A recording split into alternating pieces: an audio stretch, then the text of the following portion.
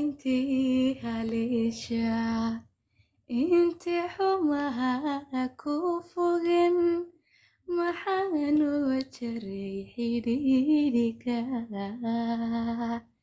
xantada intii haleesha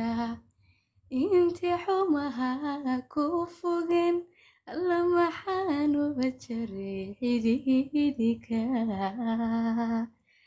agtada anoo anigoo u xiisay intan dumarnimo xishoday xogtada waxaan wareystay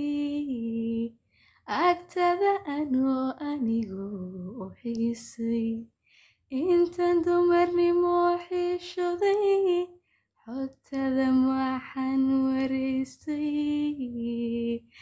adaa xagga kale jacaylka adigu ka xuntahay iswaga inoo xalimaada dhexdeena markale caashaqu xoroobo xujada timid baan ku diiday